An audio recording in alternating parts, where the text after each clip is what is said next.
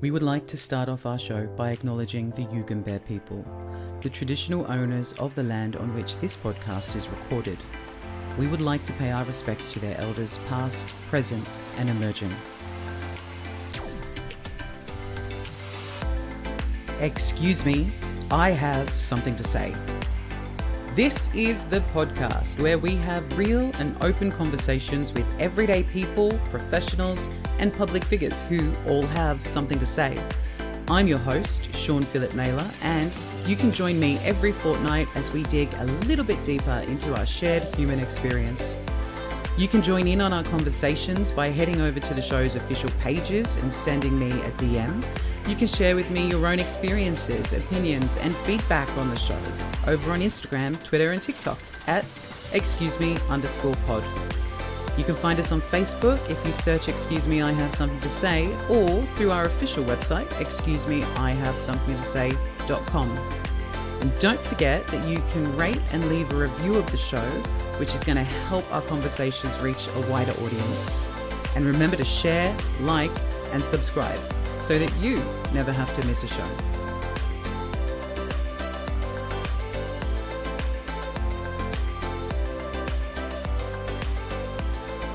Hello, you lovely lot. Welcome back to Excuse Me. This week we have a great episode for you, but before we get stuck into that, I just wanted to say a huge thank you to all of you for tuning into the show once again and giving up some of your precious time to hang out here with us. So on today's show, we're actually going to be talking about something that affects approximately 15% of all people. Dyslexia. Dyslexia doesn't discriminate as it occurs in people of all genders and backgrounds.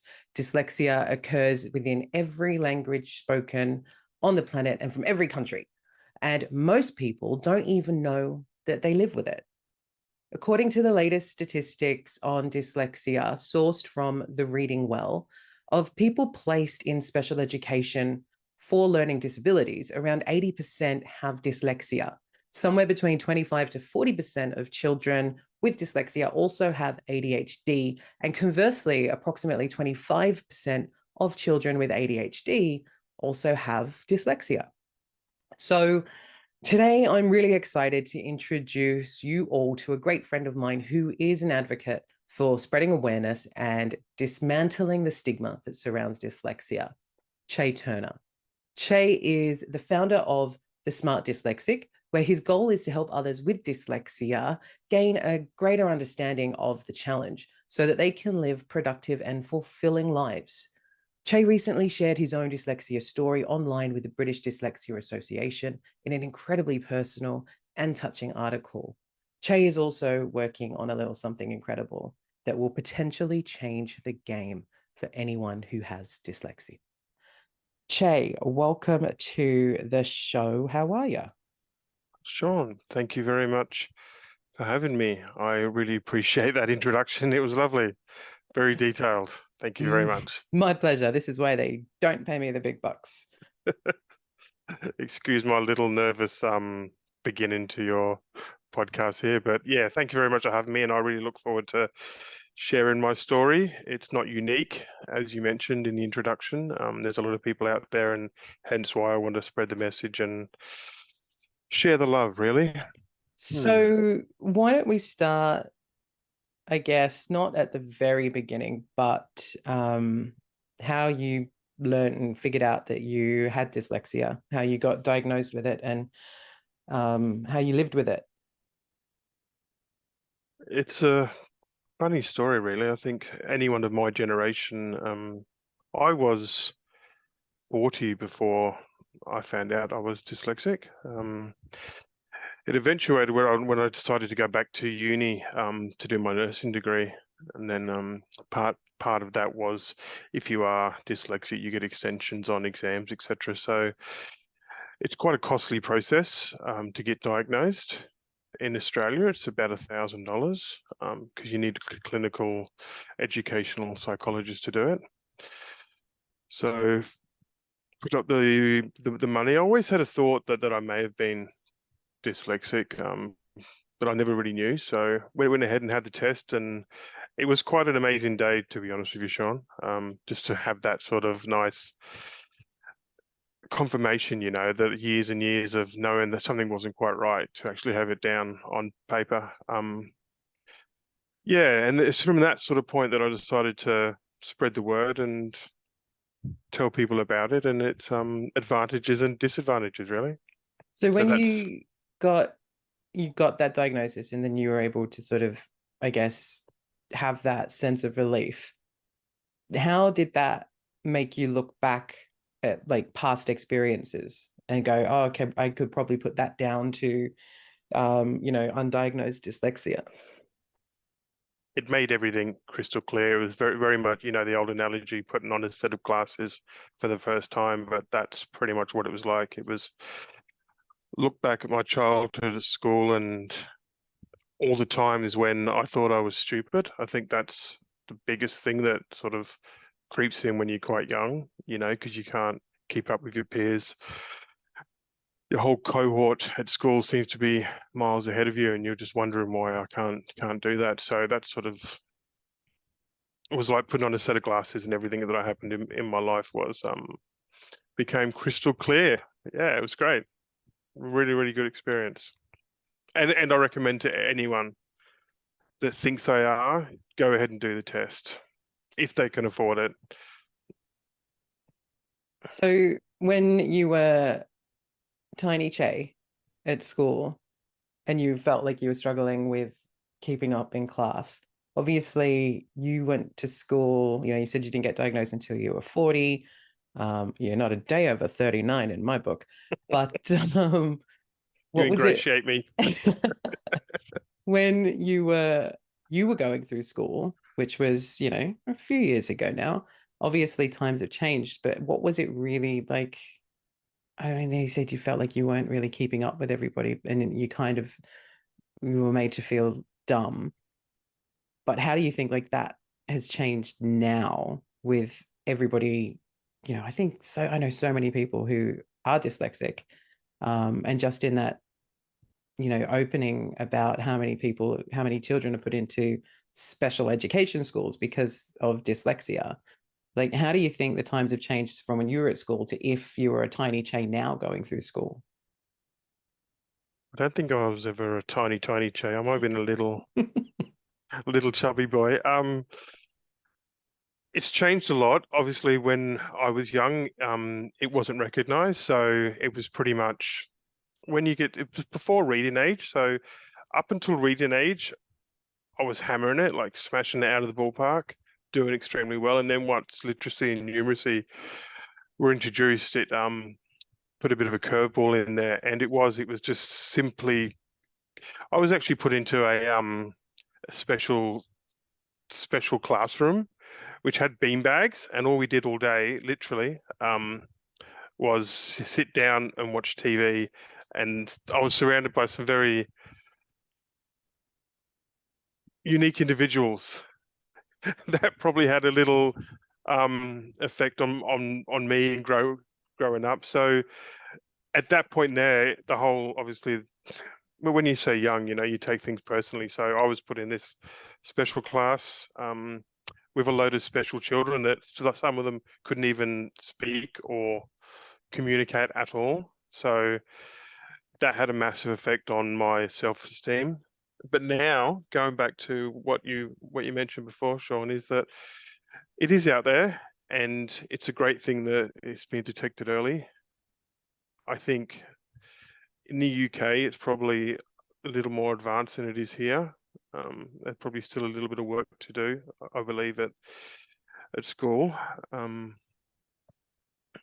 it definitely is getting detected earlier, and it does make a difference. And I know it would have changed my life if I was found out when I was sort of 10, 11, and how I would have approached education and how I would have approached a lot of things in life. It would have had a different. I mean, just a small story, complete tangent. We went to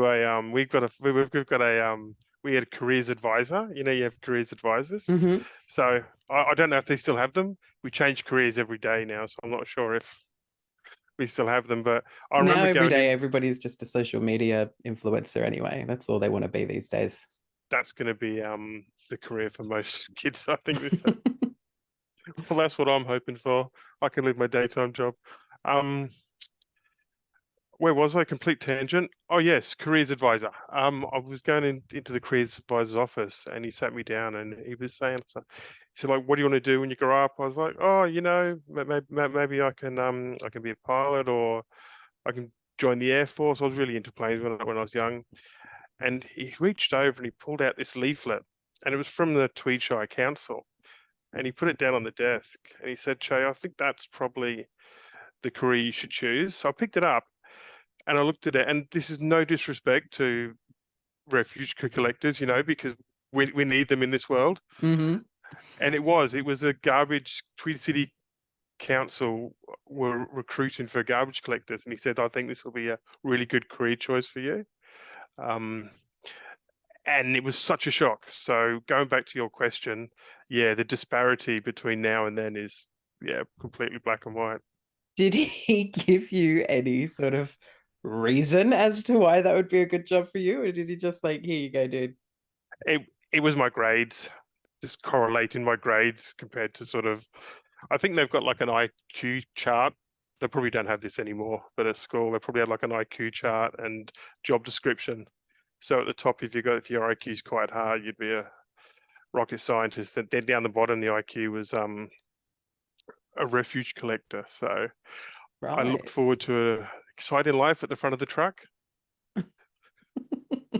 I decided not to go down that road, but it's quite funny. I don't know where that career officer is at the moment. He's probably dead now, the poor fella. Yeah, Probably. it was that long ago. He's gone out with the trash.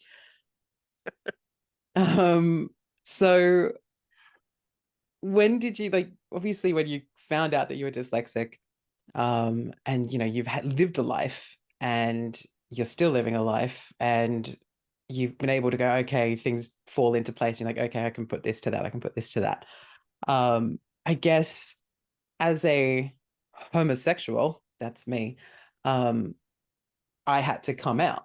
So I guess there would have been a level of coming out as a dyslexic person. And then that would impact, I guess, the not just the way you see yourself, but the way it might shake your confidence when applying for jobs or that sort of thing, feeling like you're gonna have to, tell people you're dyslexic. What was that like for you? Yeah, sure. Not to take anything. I mean, I think what you did and coming out is a lot harder than what I've done. I think that's what you've done with you coming out, etc. Everyone's story is different, of course. But for me, it was a gradual thing, which you probably couldn't do. You couldn't gradually come out as homosexual, could you? You couldn't say, I "Oh, tried to ease my parents in by going, I like guys and girls, and then just drop the girls. I guess that's that's a, kind of gradual. it is gradual, yeah, it's quite gradual. I like a bit of both, and then just my flavors sort of men. Um, I had the privilege of coming out slowly, so I hid my dyslexia pretty much majority of my life. I went into a career as a chef primarily because I knew I didn't have to write a lot, but then that had its funny side because as a chef, you sometimes you need to write menus, etc. Like drizzled, things I used to write down like drizzled with lime juice, Satan chicken instead of Saturday chicken, jalapeno poopers. These are things I actually put on the menu. You know, like instead of sweet chocolate cake, like sweaty chocolate cake. I mean, who doesn't like a sweaty Yeah, chocolate everyone cake? loves a chocolate cake. I owned a couple of restaurants as well, and I used to have, put a sign that, like, shoplifters will be prostituted instead of prosecuted.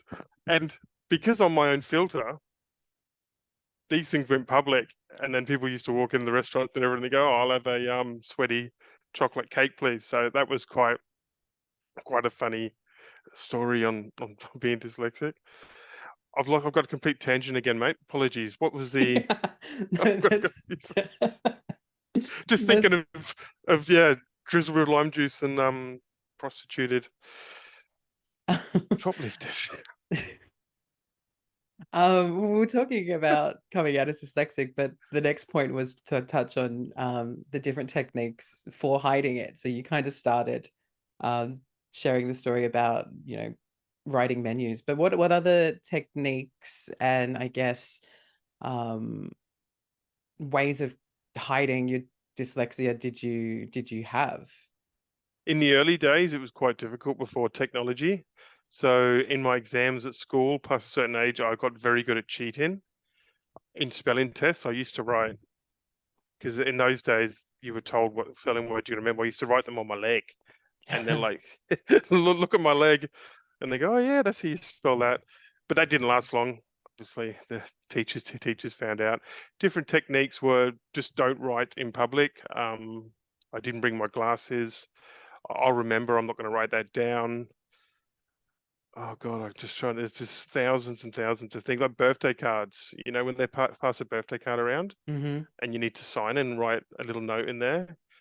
And generally, you're in an environment where you have to do it quickly. I was like, oh yeah, okay. And I'll just generally sometimes just sign my name and not write any message. But I really wanted to write a message because that person meant a lot to me. And that sort of thing is quite. I think that's the biggest thing about trying to hide it is you want to. I suppose it's like anyone, you really want to say what you want to say. People that can't, that are dumb, that can't talk, dumb as in not, yeah, yeah, and not having that ability to write what you want to say, like a really good friend, not saying, you've been the best friend for me. I couldn't have gone through this without you. Instead of just writing your name, so you think, oh, and that person's going to say, wow, I thought you meant a lot to me, and he only put his name down. So hiding it like that was, yeah, challenging to say the least, really, That's really Sean. sad. Didn't really, I guess I've never really thought of it like that. Like I know, like I've received cards when I've left companies or places, and there is sometimes you look back at it and you do go, oh, they only signed their name. You don't really think that there was a struggle, and even just signing the name, the turmoil that you would have gone through just to, write your name down in the card. It's kind of sad to think that, you know, you dyslexia was kind of, maybe please correct me if I'm wrong, but like a bit of a cage because you were silenced by yourself, by your own mind and your own fear of looking, unintelligent or not the same as everybody else.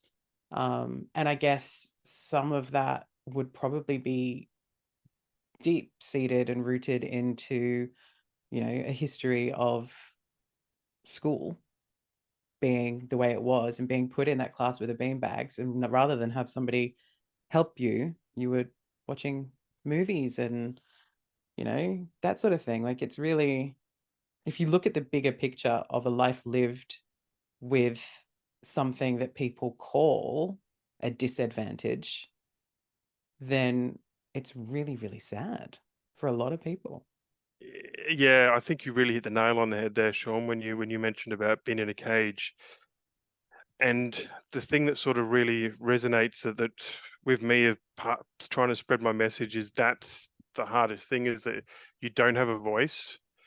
And the really difficult thing that was, when I'm an adult, now it's okay, we've got technology. When I was growing up, even to write my mum a birthday card and tell her how much I love her, I couldn't do that in the card, and I just used to sign my name and it used to rip me up, thinking, I mean, obviously, I used to tell mum knows I love her, everything's fine, but just not be able to write and your feelings down to someone that you care about. Um, yeah, it's a cage, and it really affects a lot of your self-esteem and life generally, really, and how you believe people perceive your intelligence. But you grow out of it, like everything in this world, except for good looks. What was, so like obviously pros and cons with everything.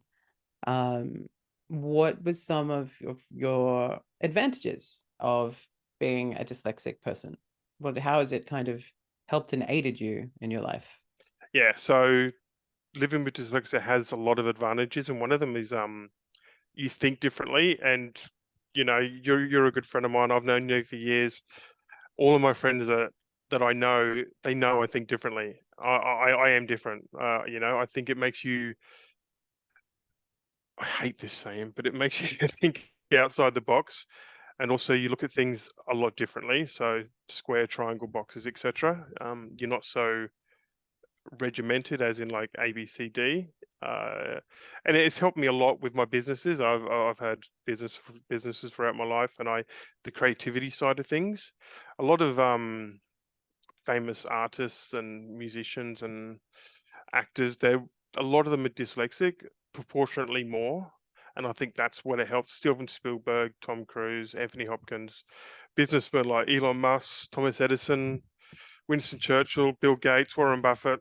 I mean, the list can go on um, about the advantages of that. And when you look at the list of people that actually are dyslexic and that have changed the world, and that's probably one of the biggest advantages of being dyslexic. Really, is just a different thinking. You just think differently.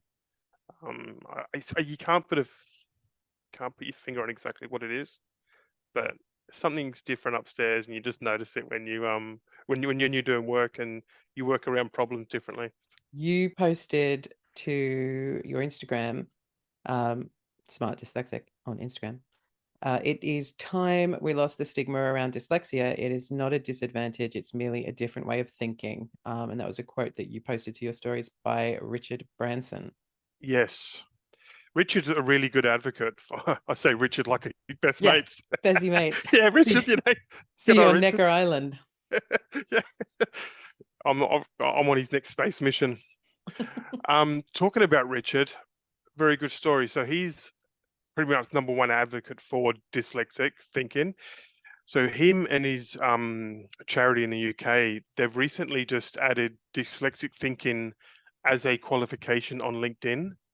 So when you go looking for a job on LinkedIn, if you've had a diagnosis, you can actually tick a box as a dyslexic thinking qualification on LinkedIn now, which is a really big step, for people with dyslexia. Anyone out there that has and is willing, is ready to come out. I think, I actually ticked the box on dyslexia on LinkedIn, and I had a few comments, so that's a really big step forward. It is a really big step forward. That's really cool. I had no idea. Mm, I guess my concern with something like that, and it shouldn't be a concern, but with particular people in the world would be a concern, was like, would people look at that ticked box and use it as a filtering system to not hire somebody? And adversely, somebody might look at that as a filtering system to hire people, particularly somebody who, maybe they run a business and they are dyslexic and they want to give people with dyslexic thinking more of an opportunity. But I guess there's always that, you know, shitty side absolutely. of the balance. Yeah, without a doubt. And that's the same with any change, though, isn't it, mate? When we have any change in society, there's always going to be the older thinking sort of demographic and way of thinking people, and that they are going to discriminate, whether it's against, quite recently, we've never had doctors in wheelchairs, but Mm-hmm. now the new graduate UQ is the first doctor in the world in a wheelchair. So, and before that was never possible. So I think they're always going to be that discrimination. And I certainly don't want to work for someone that doesn't doesn't embrace it. Mm-hmm. Now, my last job, I mentioned it in the first interview, and they were like, "Yep, fine." Didn't even blink an eyelid. They say, "Yeah, yes, that's fine. What do you need?" See, So that's the kind of employer that you want to work for.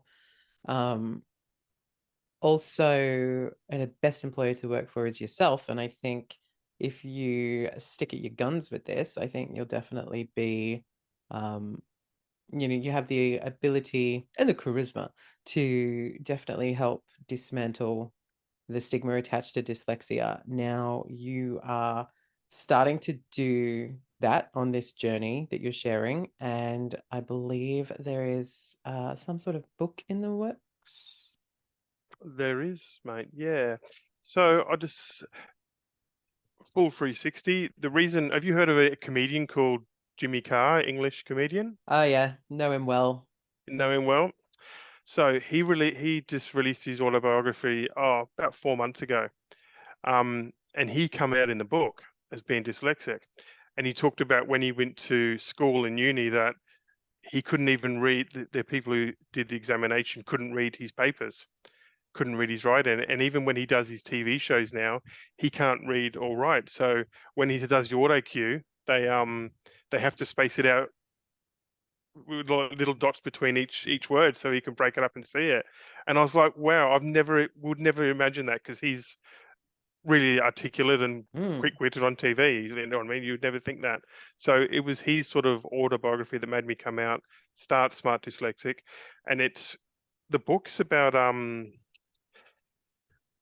sharing people's stories that are dyslexic that have been successful. So not your famous people, Tom Cruise, Spielberg, etc., Bill Gates. These are people that have lived really successful lives but aren't world famous. And it's about sharing their stories and my story on you don't have to be world famous if you are dyslexic. You can still have an amazing career with the use of technologies, and just to showcasing and giving people encouragement that are dyslexic. There will be an audio book as well. And hopefully the book will be out in, these things never go to plan, but probably around March, I'm hoping. Just do the old business trick of it'll come out in the first quarter of 2023. Yes, It'll come out Q1. in the summer of. I love that, the summer of. It's um, quite relevant to what hemisphere that you're on. So it doesn't really exactly. matter. It's going to come out whenever. You'll figure it out. Something will be released. Uh, That's one of the things I liked when I was, because I read your article that was published in the UK, and I really liked the mention of the book and the fact that it is sharing people's stories, because it's one of the reasons why I started the podcast, is to talk to people who were mostly everyday people who have a story to tell or have had an experience and wanted a platform to share it. And so it's really nice when I get to talk to somebody else who has that same, I guess, joy in helping people share their stories without, being a billionaire world leader or whatever, without having that huge platform. I think anybody who's willing to help other people have a platform, I think that's amazing. So congratulations to you. Well done, sir. Um, well, it's congratulations to you, really. I was quite honored when you asked, because I know what your podcast is about. I know why you do what you do, and it is to spread the word, and it is to enable everyone to realize that whatever challenges we're facing in life, that we're not alone, that we've all got the same, we've all got the same stuff. So I'd just, like to thank you, Sean, really, just for I know how much work goes into making a podcast, and I know how much time and dedication you put into this. So from everyone you've interviewed, thank you so much for helping us spread our little word. oh, it's a love Yeah, I fest. really appreciate it. It's a great thing that you do, mate. From my heart, I genuinely think sharing people's stories is how we all evolve in life. It's how we all become better people. Yeah, and it's, empathy plays a big part in that. When you hear somebody's story and you can connect with it, whether it be, we've had people on the show talking about addiction, coming out, we've got you talking about dyslexia. Like, if that message reaches one person and it has a positive change, well, then that's wonderful. Um, Back to your book though, because this is not a show about my show. This is a show about you. So the book is dropping sometime in In summer, Q1, winter, or fall, yeah, Q1, sometime Q2, Q3 of 2023, maybe 2024. No, the book will be out really, really soon. on You've Amazon also, and on Audible as well. and Hence you've, Audible, because of dyslexic also affects reading. So yeah, well, I mean, Audible and, podcasts and all of these things are great ways for people who, have a fear of reading or a struggle of reading to still, I guess, get the same content as to somebody who reads, 50 books a day and doesn't care. absolutely sure. I think Audible for me, for someone, I didn't discover it until audiobooks until quite late in life, but now I'm a nutcase on it on Audible. I'll probably go for a book a week now, and it's just lovely to hear stories and experience things I would have probably never done before if I had to read them. You know, Yeah. like really amazing novels and journeys that journeys that books can take you on. Um, yeah, it's great to have that Audible experience. Absolutely. And one more plug for Audible. Yeah, he's ready for his sponsorship now. Um, you've got the book. The website is not live yet, or is it gone live? No, it's just on Instagram at the moment. So Instagram and Facebook, Smart Dyslexic. We hopefully looking to release the book in the summer, and then after that, we've got sort of a product that I've been working on for a number of years, but the technology hasn't been there. So currently, we have some engineers working on that. It's a device to help dyslexic people in their day-to-day life, and it's getting back to what we talked about, Sean, about sharing, about not being in the cage, and it's a Mhm. device to get people out of that cage in the situations in life when they don't have a PC in front of you with spell checker doesn't work for dyslexics anyway. It's a different story because you don't know what the word means anyway. So, yeah, it's a device that's going to be out. Prototype's just being finished now, and then we're going to work on testing it. So hopefully around sort of about 3 or 4 months after the book, so mid next year, we hope to go into production and release that. So I won't give too much away at the moment, but it's a technical device that's definitely going to help people out of their cage. I And with love fingers that. crossed, it'll be released in time for Christmas. Next year, yes. Yes. Not Yes. this year. That's like 3 weeks No, away. no, I can't make a cake before Christmas this year. Nothing happens now. Isn't it funny that everyone sort of puts everything off from about now until after Christmas? Yeah. You know, like, I'll do it after Christmas. I'll do it after Christmas. But yeah, it's that sort of December of diverting. um, Divert in December. divert in Anyway, December. Shay, what I guess no, before I get to advice, what are your goals? Your overall three top goals that you would like to see happen with the release of the website, the book, and the device. first goal it would be to spread the word, and just help other people in this space spread the word. Second goal would be just to influence that one person, as you said, Sean. You know, if I can get that young teenage boy that listened to the audiobook, or the young girl to listen to it and go, "Wow, Mum, I don't need to," you know, I'm not restricted by dyslexia. It's going to be an advantage in my life. That's the second one, and the third would be probably a selfish one, really, mate. As far as my own gratification that I've actually done something, that I've made a difference in the world. I think that's probably the biggest thing. That obviously what drives you as well, Sean. You know, because this is why you do what you do, and this is why I do what I do. You know, to bring awareness and to certain topics, certain lifestyles people choose, and it's yeah, just to make the world a better, happy, lovelier place. I That's about mean, it. that's what we all want. That's Um, that's it. what advice would you give to little Che now, looking back? I'd give him a hug, mate. That's for sure. Oh, that's cute. You're gonna make me cry. I would give him a big hug, mate, and say it's okay. Everything's going to be okay. Um, that's about it, mate. I'd like to go on a novel, but it's not. It's just to give little Che a big hug and say this is a good thing that you're going through. It's going to make you the person that you are, and probably embrace it a bit more than what I did. As far as come out maybe a little bit earlier, but Yeah. that would be the only thing. Just to give love to the little boy that was me. Oh, Yeah. little Che. And what advice would you give to anybody who's struggling at the minute with, um, learning that they have dyslexia or struggling silently, not knowing what's wrong with them? I wouldn't give them a hug because they're a stranger. So it's not good to hug little strangers. Consent. It's always need consent. Yes. 44-year-old chubby man going up hugging children is not a thing anymore. No, you can't do that. Advice would be, it's your own story, man. Like, take it whatever step you can. My journey, me letting people know about it, is something that was very good for me. And if you feel you're not ready, don't.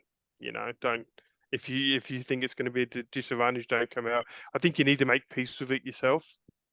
Make peace with the fact that it's not something that goes away, and you can't learn how to spell, unfortunately. I mean, my mum, I couldn't ask for a better mum. I don't know how to spell her name, and I've written it down thousands of times. It's crazy. The words just don't, yeah, people I've lived with, they said, "What do you mean you don't know how to spell my name?" So would be to come out at your own time when you're ready. Use technologies. Really embrace things like Grammarly is amazing. Dragon Naturally Speaking is a voice to text.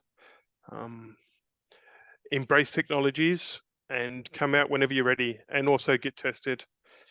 The universities do, just on a side note, if anyone is listening is dyslexic, you can go to your local university. The psychologist students can do a test, and it's a lot cheaper. I think it's in Australia, it's $250 or something, but that's generally a 6-month wait.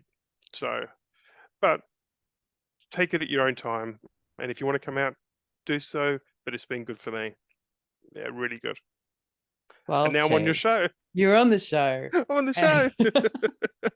Well, thank you so much for coming on the show and sharing your story. I think it's important for us to talk about topics that I think dyslexia is one of those things that it's a word that we hear all the time, and it's not necessarily something that people nowadays really think about the struggles that people have with it. You just I know, from my point of view, I went to school with countless number of kids who were acknowledged the fact that they were dyslexic, and it's just one of those things that is just something that is possible, and you just assume that everything is just as it is, somebody without dyslexia.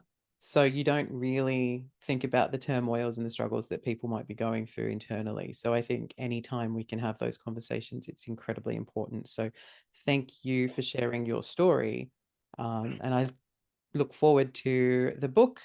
I look forward to going onto the website when that launches, and I can't wait to have a go with your little device that it will be coming. Yes, that looks I will great. definitely sending you a little sample device for your channel as well to have a look at when that comes out. I'd like to thank you for your time, Sean. I really appreciate it, to help me spread my little story. I think, as I said before, ingratiating you, but you put a lot of time into this and work that you do, and I thank you. Thank you very much for having me, and I look forward to what's happening next with you and with me as well.